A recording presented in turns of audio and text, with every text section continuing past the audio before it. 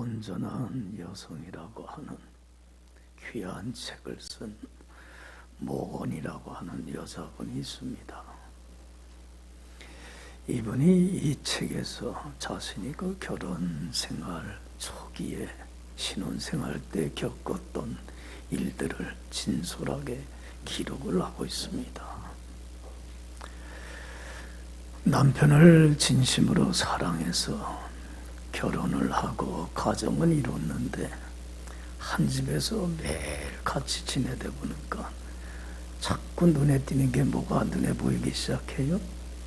마음에 안 드는 게, 단점들이 자꾸 눈에 보여요. 그러면서 신경이 쓰여요. 그래서 남편의 이러한 잘못된 것들, 단점을 좀 고쳐줘야 되겠다 생각을 하고 바꿔놓기로 이전 애를 써요. 아침이 되면은 일찍 일어나서 좀 차분하게 회사 갈 준비를 하다가 또 정성껏 준비한 아침 식사를 하고 출근하면 참 좋겠는데 또 언제 일어나요? 시간 급박하게 이래서 일어나갖고는 서둘러서는 먹지도 않고 남은 참 밥을 그래도 아침 식사를 잘 준비해놨는데 볶지도 않고 그냥 서둘러서 가는 거예요. 그게 참 마음에 안 들어. 그러니까 아침마다 남편 깨우느라고 뭐가 나는 거예요? 전쟁이 일어나는 거예요. 여보 좀 일찍 일어나라. 좀 여유 있게 준비하고 밥도 먹고 출근하면 얼마나 좋냐고. 좀 일찍 일어나고.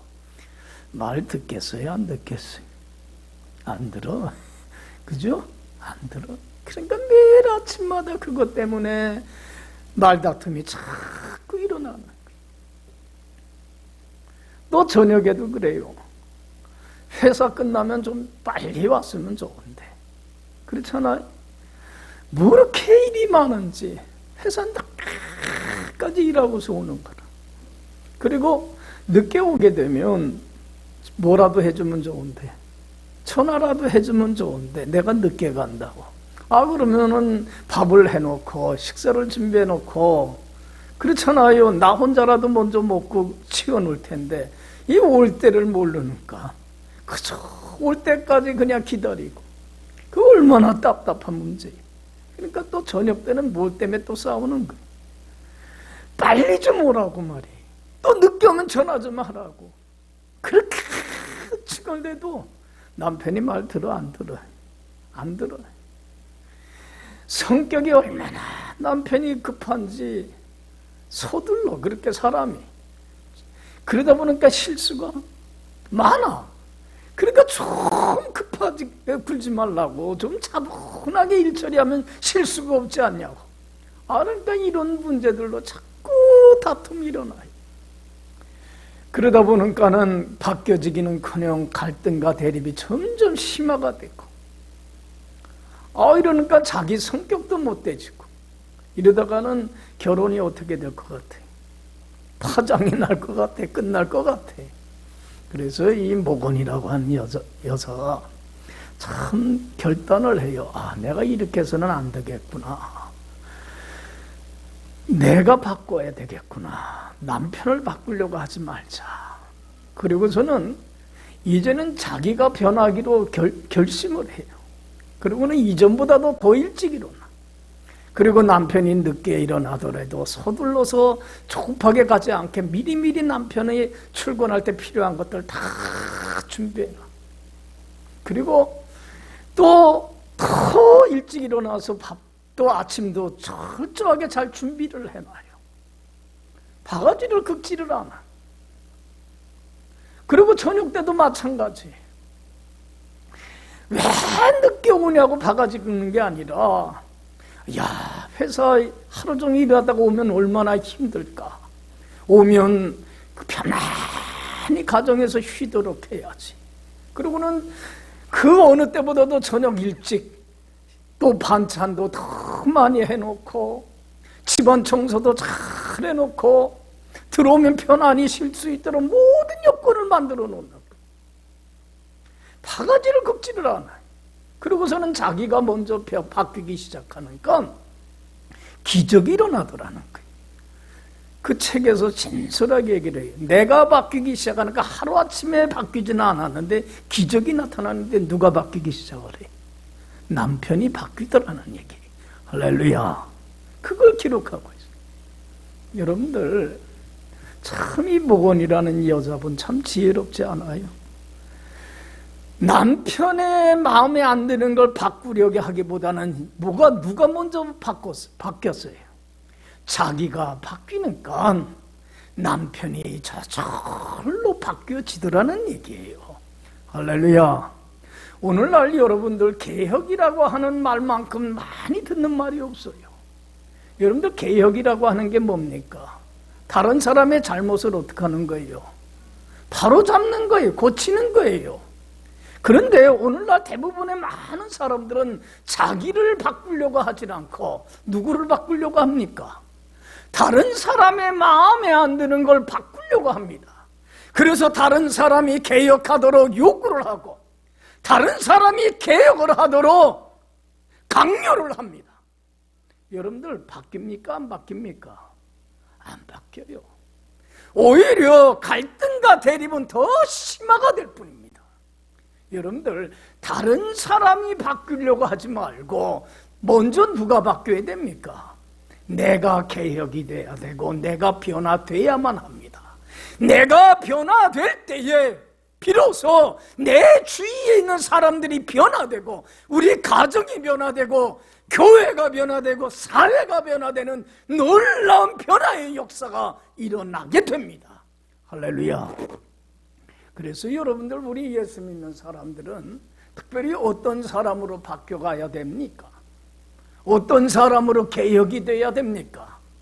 여러분들 내가 바뀌어질 때만이 내가 다른 사람에게 좋은 신앙의 본보기 샘플이 되어서 선한 영향력을 끼쳐가는, 그래서 예수님이 말씀하신 대로 이 세상의 빛과 소금의 역할을 우리가 감당을 할 수가 있습니다.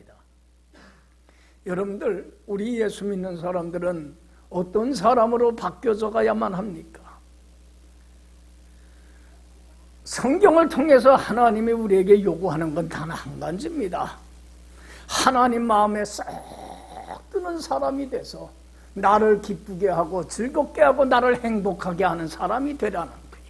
여러분들 정말로 하나님 보시기에 합한 사람이 되어서 하나님만을 기쁘게 하고 하나님만을 행복하게 하고 하나님만을 즐겁게 하고 하나님만을 영화롭게 하는 사람으로 변화되기 시작하면 나를 통해서 우리 가정이 변화되고 교회가 변화되고 사회가 변화되어가는 놀라운 변화의 역사가 반드시 일어납니다. 할렐루야. 할렐루야. 여러분들 우리 잘 알지 않아요? 우리 믿는 사람들의 삶의 첫 번째 목적은 뭡니까? 우리 말 잘하지 않아요? 다 알고 있지 않아요? 첫 번째 목적이 뭡니까? 우리가 살아가는 이유는 뭡니까? 영원토록 하나님만을 어떻게 하는 겁니까? 기쁘게 하는 겁니다. 하나님의 소원을 만족해 하는 겁니다. 하나님의 마음을 흡족하게 하는 겁니다. 하나님의 마음을 즐겁게 해드리는 게 우리가 살아가는 이유입니다. 나를 행복하게 하는 것 아닙니다. 나를 즐겁게 해드리는 거 아닙니다. 오늘 많은 사람들은 하나님이 내 소원을 들어줘서 나를 행복하게 해드리기를 원합니다. 여러분들 이제는 이러한 미숙한 삶의 신앙 방식에서 벗어나야만 합니다. 우리는 누구를 행복하게 해드리는 거예요? 하나님을 기쁘게 해드리는 겁니다. 여러분들 보세요. 우리 하나님은 외모를 절대로 안 봅니다. 각 사람의 행한 대로 심판하시는 하나님이십니다.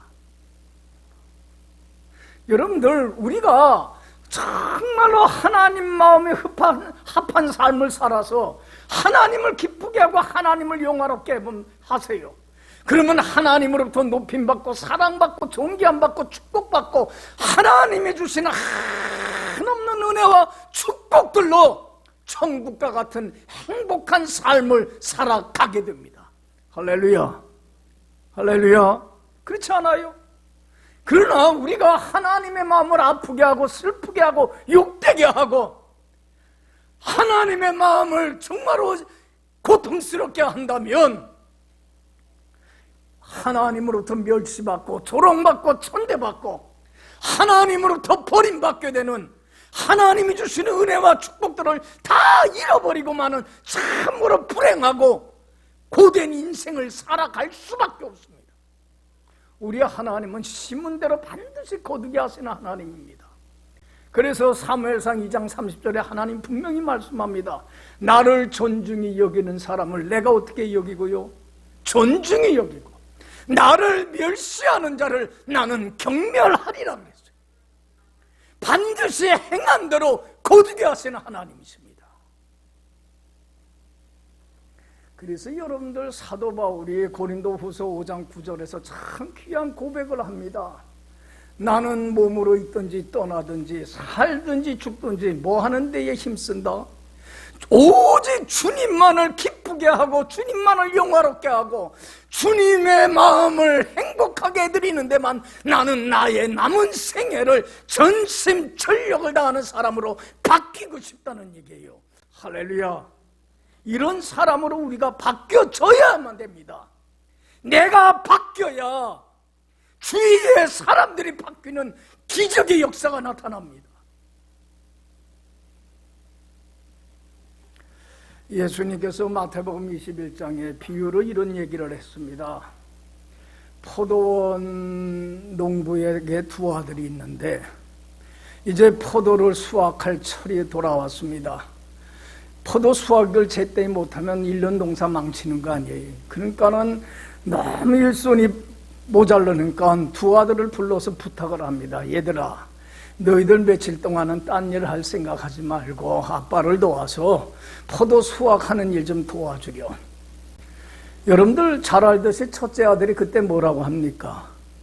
아버지, 제가 도와드리겠습니다. 그런데 며칠 동안 떼약볕에 가서 일할 고생을 하니까 너무 힘들 것 같아. 하겠다고는 해놓고는 순종했습니까? 안 했습니까? 순종 안 했습니다. 참 이 첫째 아들은 처세술이 뛰어난 아들이에요. 큰 앞에서는 부모 마음 기쁘게 들려고 즐겁게 들려고 예, 아버님 제가 할게요. 얼마나 아버지가 좋아요. 그런데 그 자기가 한 약속 지켰어요? 안 지켰어요? 안 했어요. 공수표를 날렸어요. 여러분, 우리 믿는 사람들 중에서도 이런 첫째 아들과 같은 모습이 있어요. 내가 하나님 뜻대로 살게요. 이렇게 할게요. 말은 잘하는데 약속한 거 지키질 않습니다. 여러분들 둘째 아들은 어떻게 대답을 했습니까? 아버지, 저는 못해요. 나는 딱 선약이 있어요. 난 안 할래요. 참 이 둘째 아들은 자기 중심적이고 이기적이고 참 미숙한 아들이에요. 자기밖에 몰라요. 정말로 아버지 앞에서 이렇게 좀 해다오 했을 때 안 해요, 못해요 그러면 아버지 마음이 얼마나 속상해요. 그렇지 않아요? 예? 얼마나 마음이 안 좋아요. 그렇지만은 이 둘째 아들은 아유, 내가 이거 잘못했구나. 나중에 뉘우치고 했어요, 안 했어요? 했어요. 순종을 했어요. 예수님이 두 아들의 얘기를 하면서 야, 두 아들 중에 누가 아버지의 뜻대로 했니? 누가 아버지의 뜻대로 했습니까? 둘째 아들이 했어요. 그렇지만 여러분들, 예수님께서 이렇게 질문은 하지는 않았어요. 두 아들 중에 누가 아버지를 기쁘게 하고 즐겁게 하고 행복하게 해드렸니? 이 얘기는 안 했어요. 여러분들 보세요. 첫째 아들이나 둘째 아들 다 뭐예요? 이건 탈락이에요. 그렇지 않아요? 예? 비록 둘째 아들이 아버지의 뜻대로는 했지만 면전에서 아버지의 말을 무시한다는 건 얼마나 부모를 멸시하고 조롱하는 건지 몰라요. 여러분들, 예수님께서 만약에 이런 아들 얘기를 했다고 해봐요. 면전에서 아버지를 사랑하고 존중히 여기는 마음을 갖고 아버지 제가 그렇게 하겠습니다 하고서는 아무리 힘들고 어려워도 그 말씀대로 순종하고 따르는 아들이 있었더라면 이 아들은 부모 마음을 어떻게 한 거예요? 기쁘게 하고 즐겁게 하고 행복하게 드린 아들이 되는 거예요. 여러분들, 이 세 번째 아들에 대해서 얘기를 안 한 건 이런 아들 찾아보기가 참 어렵다는 얘기예요. 여러분들은 지금 어떻게 하나님 아버지를 섬기고 있습니까? 첫째 아들처럼 섬기고 있습니까? 둘째 아들처럼 섬기고 있습니까? 예수님이 말씀하진 않았지만 예하고 순종하는 세 번째 아들과 같이 신앙생활을 하고 있습니까?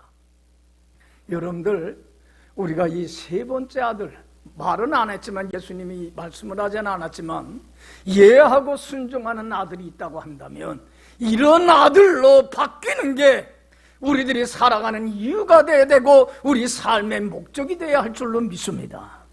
여러분, 하나님이 무슨 말씀을 하든지 간에 하나님에 대한 경외하는, 존경하는 마음을 갖고 그 말씀을 그대로 받아들이고 순종하고 따르는 것만큼 하나님을 기쁘게 하고 즐겁게 하고 행복하게 해드리는 게 없는 거예요.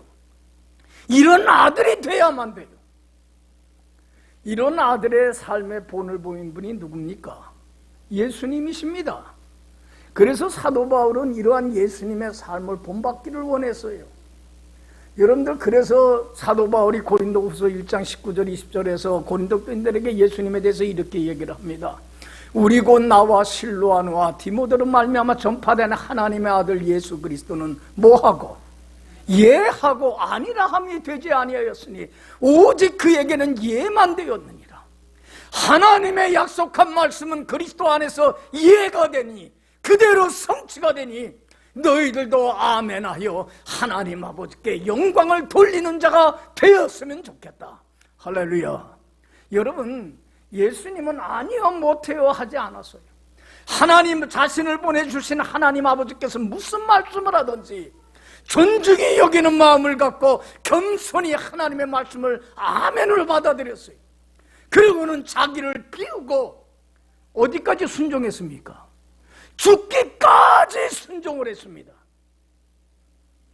그래서 하나님을 영화롭게 함으로 하나님으로부터 높임받고 사랑받고 존귀함받는 축복받는 삶의 샘플이 되고 본보기가 되더라는 얘기입니다. 할렐루야. 할렐루야. 여러분, 하나님이 제일 합당하게 여기는 사람, 가장 흡족하게 여기는 사람이 바로 이런 사람입니다.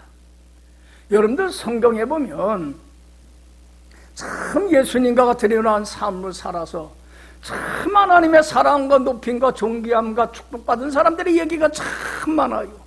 여러분들, 대표적인 사람이 믿음의 조상 누굽니까? 아브라함입니다. 아브라함이 하나님한테 그렇게 사랑받고 존경받고 축복받은 게 바로 이런 하나님을 기쁘게 하고 즐겁게 드리는 삶을 사는데 최선을 다했기 때문에 그래요. 여러분들, 우리가 잘 알듯이 자식이 없는 아브라함에게 하나님께서 자식을 주겠다고 약속을 했는데 아무리 기다려도 자식을 안 주니까 하나님께 하루는 아브라함이 제안을 합니다. 하나님, 자식을 주겠다고 했는데 자식 안 주니까 우리 집에 엘리에셀이라고 하는 참 신실한 종이 있습니다. 이 종을 내가 양자로 맞이해서 이 엘리에셀을 통하여서 내 후손을 있게 하면 어떻겠습니까? 자기 생각과 뜻을, 의견을 피력합니다. 그럴 때 하나님이 뭐라고 합니까? 아브라함아, 아니야.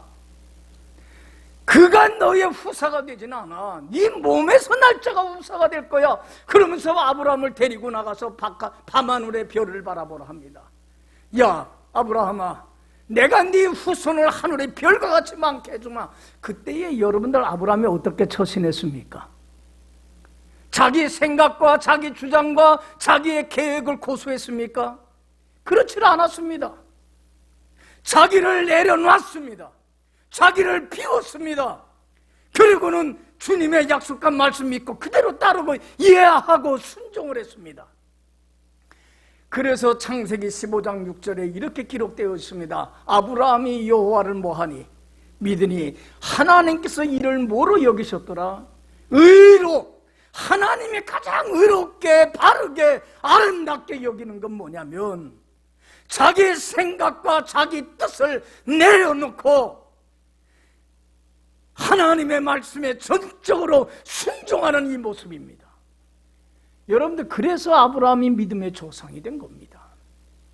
여러분들, 이 아브라함의 이러한 삶은 참 누구에게 제일 선한 영향력을 끼치고 좋은 샘플이 되고 본보기가 되냐면 자녀에게 그대로 이어집니다. 여러분들 한 번은 창세기 26장에 보면 아들 이삭이 그 가나안 땅에 심한 기근이 듭니다. 여러분들 기근이라고 하는 게 뭐예요? 먹을 것이 없어서 굶어 죽는 거예요. 그래서 굶어 죽지 않으려고 너무 절박한 상황이 되니까 가나안 땅을 떠나서 어디로 가려고 합니까? 먹을 것이 풍부한 애굽으로 가려고 합니다.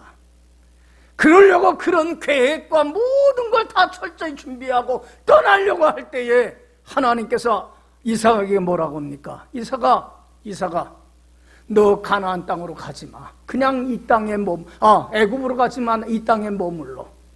그렇게만 하면 내가 너와 함께해서 내가 너에게 복을 주겠고 네 아버지에게 약속한 대로 네 후손을 별과 같이 많게 할 것이고 너와 내 자손이 가나안 땅을 차지하게 하게 할 것이고 그리고 네 자손으로 인하여 천하 만민이 복을 얻게 해주마.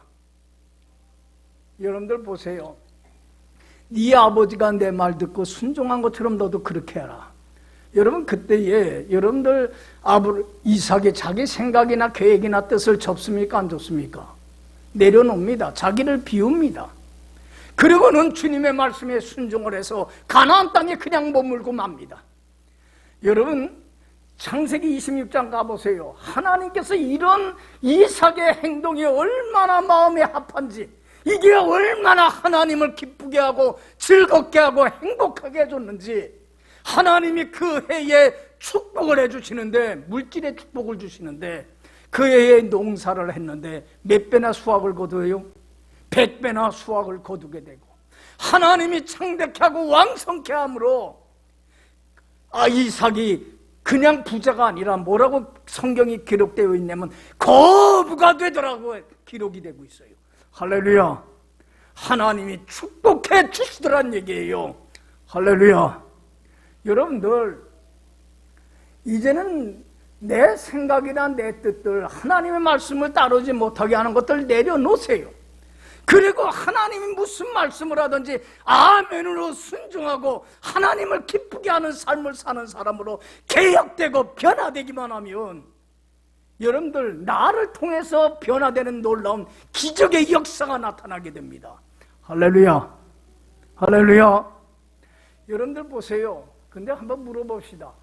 삶의 순간순간마다 하나님의 말씀, 하나님 편에서 살지 못하게 하는 내 생각과 내 뜻과 내 욕심들, 내 판단들, 내 지식들, 내 멋대로 내 마음대로 살고자 하는 그런 나를 여러분들 내려놓는다는 게 쉽습니까? 어렵습니까? 여러분들 잘 들으세요. 우리가 주님 말씀을 따르고 순종하는데 제일 가시가 되고 걸림돌이 되고 올무가 되고 장애물이 되는 것은 세상에 그 누구도 아니고 그 어느 것도 아니에요. 누굽니까? 나 자신입니다. 내가 제일 가십니다. 여러분들 나를 하나님보다 더 사랑해서 내 생각과 내 뜻대로 내 멋대로 내 마음대로 살아간다고 한다면, 하나님의 말씀을 무시하고 내 뜻대로 살아간다면 내가 누가 되는 거예요? 내가 하나님이고 내가 신이고 내가 우상이 되는 교만입니다. 여러분들 우리 크리스찬들은 뭐를 내려놓을 줄 알아야 돼요? 나를 내려놓을 줄 알아야 돼요. 근데 이건 쉽지 않아요. 여러분들 나를 내려놓는다는 것은 예수님이 나를 위하여 십자가에 못 박아 죽은 것과 같이, 십자가에 못 박혀 죽는 것과 같은 찢어짐과 아픔과 고통이 나를 내려놓는다는 건 참으로 이런 희생과 수고가 따라야만 돼요. 여러분들 쉽지 않죠. 그래서 여러분들 나를 내려놓는 것, 그래서 나를 내려놓고 주님의 영광을 위하여 순종하고 따르는 삶 사는 것, 이것을 내 목에 태인 십자가라고 하는 거예요. 무슨 십자가요? 그게 내게 주어진 십자가예요. 주님의 영광을 위하여 매 순간순간 하나님 편에 서서 살지 못하게 하는 내 생각과 내 뜻과 내 욕심과 내 판단과 이런 모든 것들을 여러분들 내려놓는 게 십자가의 죽음과 같은 아픔과 고통과 찢어짐의 그 순간이 따르지만 그 고통을 이겨나가는 것, 이게 내 목에 태인 십자가를 질 줄 알아야 돼. 할렐루야. 근데 우리는 이 십자가를 지려고 하지를 않아요.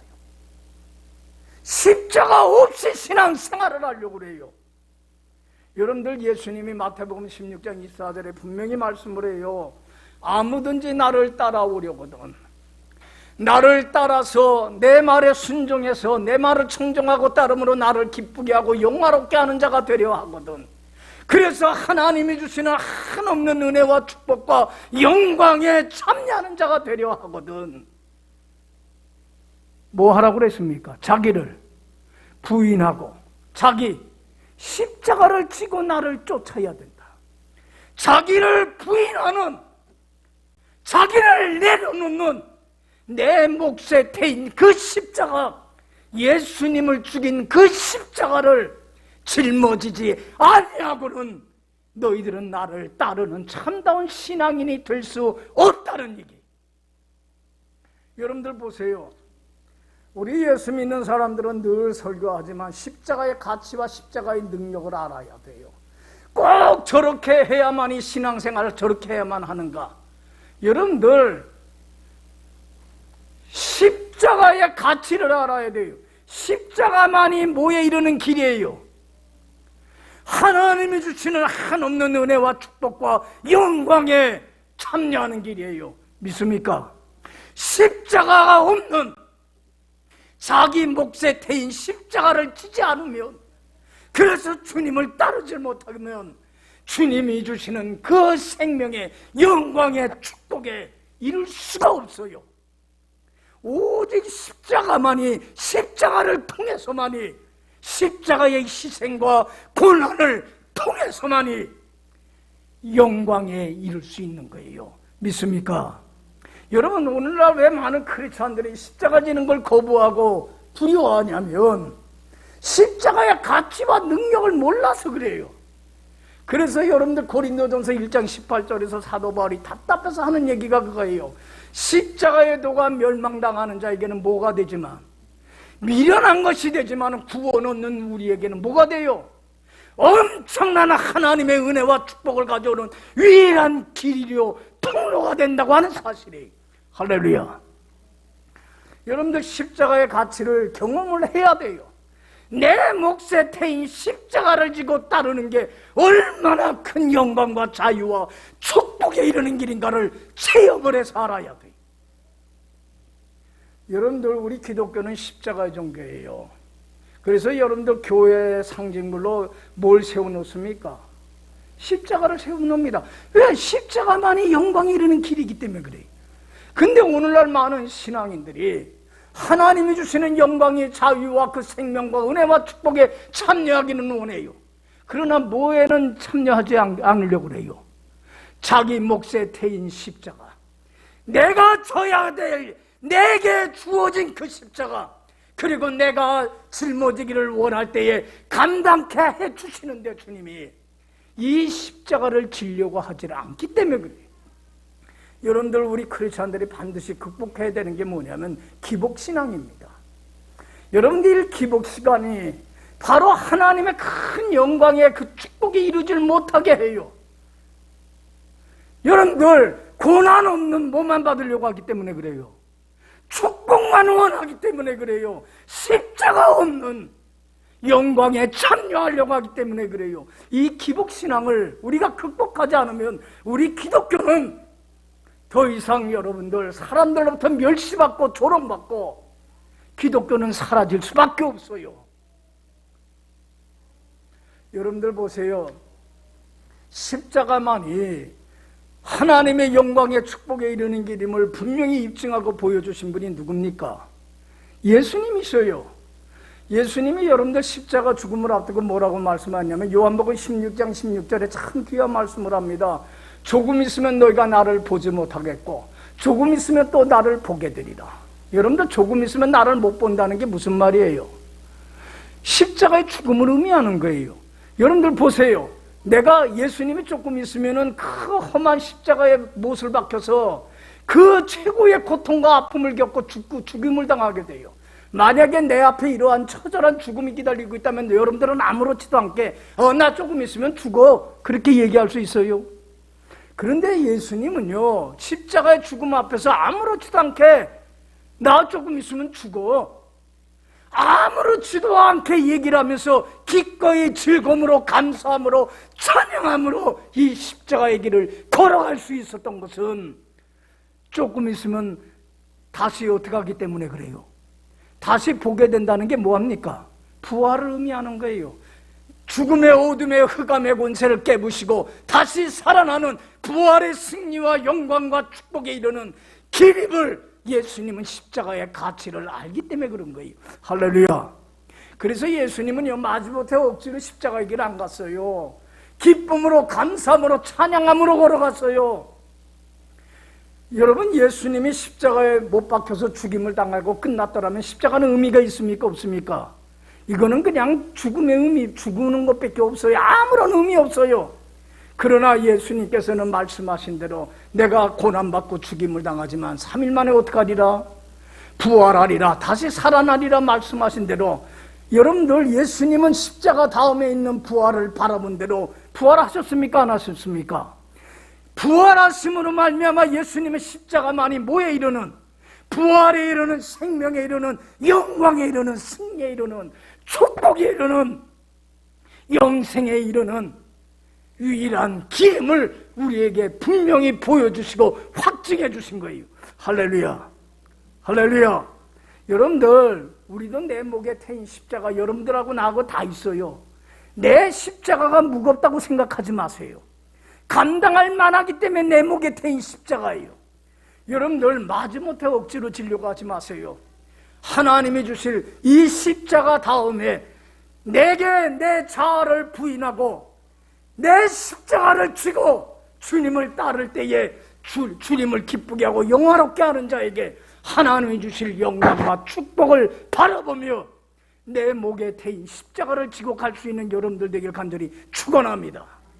여러분들, 예수님처럼 이러한 삶을 본받아서 자기 몫에 태인 십자가를 지고 주님을 따름으로 여러분, 하나님이 주시는 큰 은혜와 축복을 받고 누리고, 그리고 많은 사람들에게 좋은 신앙의 본을 끼쳐서 선한 영향력을 끼치며 많은 사람들을 주님 앞으로 인도해드리는, 그래서 세계 역사를 변화시킨 사람이 누굽니까? 여러분, 사도 바울은 자기만 변화된 게 아니에요. 주위에 있는 모든 사람들을 변화시키고 세계를 변화시켜 나가는, 개혁하는 자가 됐어요. 그럴 수 있었던 게 뭐냐면, 이 사도 바울은 자기 몫에 태인 십자가를 어떻게 했어요? 날마다 지고 갔기 때문에 그래요. 여러분은 오늘 본문 말씀 보면 사도 바울이 얼마나 자기 몫에 태인 십자가를 잘 짊어진 사람인가를 알 수 있어요. 여러분들, 이 사도 바울은 평생 빚진 자 의식 갖고 산 사람이에요.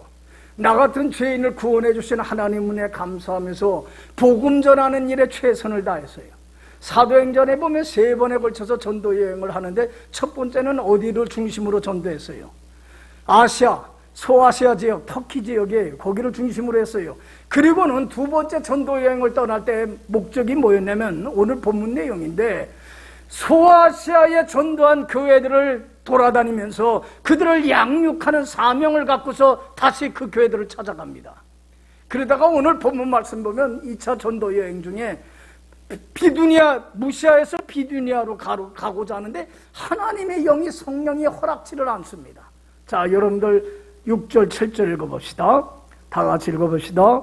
성령이 아시아에서 말씀을 전하지 못하게 하시거늘 그들이 부르기아와 갈라디아 땅으로 다녀가 무시아 앞에 이르러 비두니아로 가고자 했으되 예수의 영이, 여기 보세요, 뭐가 허락하질 않아요? 예수의 영이라는 게 뭐예요? 우리 안에 내주하시는 성령님이에요. 여기 보세요, 잘 들으세요. 하나님이신 성령님이 원하는 뜻과 내 뜻이 일치할 때는 마음이 편해요, 안 편해요? 편안해요. 그런데 하나님의 뜻을 저버리고 내 생각, 내 뜻대로 살려고 할 때는 마음이 편합니까, 안 편합니까? 편치를 않아요. 일치가 하지 않고 대립을 하게 되면. 그러니까 여러분들, 사도 바울은 영적으로 민감해요. 하나님의 영이 허락하지 않는다는 건 마음이 편치 않다는 거예요. 내 뜻과 하나님의 뜻이 일치하지 않고 있다는 거예요. 그래서 여러분들 보세요. 사도 바울은요, 아무리 자기가 좋은 뜻을 갖고 있더라도 내 뜻이 아니고 하나님의 뜻이 아니라고 한다면 자기 생각과 자기 뜻을 어떻게 할 줄 알아요? 내려놓을 줄 알아요. 순간적으로 고집을 피우질 않아요. 그리고는 자기를 내려놓고 방향을 바꿔요. 그래서 여러분들 어디로 갔냐면 드로아로 내려가 버리고 말아요. 자기 생각을 바꿔버리고 말아요. 방향을 바꿔서 무시해서 드로아로 가는데 자기 생각대로 고집 피우질 않아요. 여러분들 무시해서 드로아로 가는데 어떤 일이 일어나냐면 8절에서 10절 다 같이 읽어봅시다. 시작. 무시아를 지나 드로아로 내려갔는데 밤에 환상이 바울에게 보이니 마게도냐 사람 하나가 서서 그에게 청하여 이르되 마게도냐로 건너와서 우리를 도우라 하거늘 바울이 그 환상을 보았을 때에 우리가 곧 마게도냐로 떠나기를 힘쓰니 이는 하나님이 저 사람들에게 복음을 전하라고 우리를 부르신 줄로 인정함이라. 여기 보세요.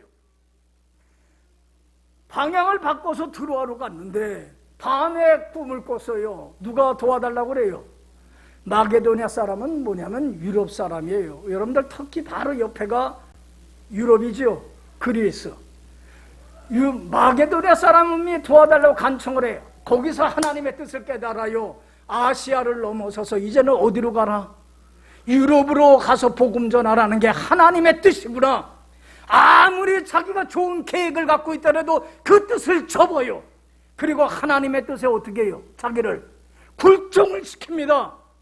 자기를 내려놓습니다. 그래서 여러분들 유럽으로 넘어가요. 여러분들 보세요. 아시아는 늘 다니던 곳이기에 익숙하지만 유럽은 전혀 낯선 곳이에요. 그곳으로 간다는 건 대단한 모험이에요. 그렇지만 자기 생각을 내려놓고 하나님 뜻에 굴종을 했을 때에 유럽이 복음화돼요. 그러면서 유럽이 복음화되면서 세계가 복음화돼요. 여러분들 이 세계의 역사를 바꿔놓는 놀라운 일을 해나게 돼요. 누구 한 사람의 변화를 통해서, 사도 바울 한 사람의 개혁을 통하여서 하나님이 기뻐하는 사람으로 바뀌니까 하나님이 그 사람을 존중히 여기고 축복해 줄 뿐만 아니라 사도 바울을 통해서 세계의 역사를 변화시키는 놀라운 기적을 일으켜가더란 얘기예요. 할렐루야, 할렐루야. 여러분들, 그래서 사도 바울은요 평생 자랑한 게 한 가지예요. 뭐 전도하고 뭐 많은 교회 세운 거 이런 거 전도 안 했어요. 자랑 안 했어요. 성경 지식 알고 뭐 이런 거 자랑 안 했어요. 평생 자랑한 거 한 가지예요. 뭡니까? 고린도전서 15장 31절에서 고백을 해요. 내가 그리스도 예수 안에서 너희에 대한 나의 자랑을 두고 단언하노니 나는 날마다 뭐한다? 죽노라. 예수님 지신 그 십자가에 못 박혀 죽는 것과 같은 내 뜻과 내 생각과 내 욕심을 십자가에 못 박아 죽이고 순교하는 삶을 살면서 나는 주님을 따랐다. 할렐루야, 할렐루야. 여러분들 죽어야 살아요. 예수님 말씀에서요, 한 알의 밀이 땅에 떨어져 죽지 아니하면 한 알 그대로 있고 죽어야만이 많은 열매를 맺는다. 우리는 한 알의 밀알과 같이 보잘것없는 존재입니다. 그러나 내 생각과 내 뜻을 내려놓고 하나님의 영에 이끌려서 하나님 말씀에 불종시키며 살아갈 때에 나를 통하여서 하나님의 생명의 역사는 나타나게끔 되어 있습니다. 믿습니까? 여러분들, 우리는 지금 사순절 맞이했어요. 여러분들, 이 사순절은 부활주일 전까지 40일 동안 지키는 절기인데, 여러분들, 이 사순절은 주님의 고난에 참여하는 기간입니다. 예수님 죽인 그 십자가, 예수님이 지셨던 그 십자가, 그리고 예수님이 나에게 지기를 원하는 내 몫에 태인 그 십자가를 나는 짊어지고 주님을 따르는 기간이 돼야 돼요. 할렐루야. 여러분, 내 몫에 태인 십자가가 있는데 내려놓으려고 하지 마세요.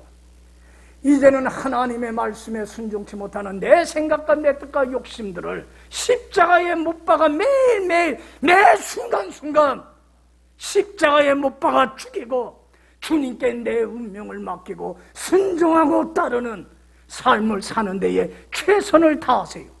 이 십자가에 못 박혀 죽는 것과 같은 찢어짐과 아픔과 고통과 희생과 수고의 값을 치루어야 되겠지만, 이 값을 치르고 따르는 자만이 주님 안에서 주님이 주신 참 자유와 쉼과 안식과 생명과 은혜와 축복을 받고 누리는 천국과 같은 행복한 삶을 살게 되고, 이런 사람만이 우리 가정을 천국과 같은 가정으로, 우리 교회를 천국과 같은 교회로, 우리 이 사회를 천국과 같은 행복한 곳으로 바꿔가고 개혁시켜가는 이런 사명을 우리 크리스찬들이 감당할 수가 있습니다. 할렐루야. 여러분, 이 사순절 금이 의미 없이 보내지 마시고 내 몫에 태인 십자가 지고 주님을 온전히 따르는 고난에 참여함으로 하나님을 영화롭게 하고, 이런 자에게 하나님이 주시는 한없는 은혜와 축복을 경험하는 이번 사순절이 되기를 간절히 축원합니다. 기도합시다.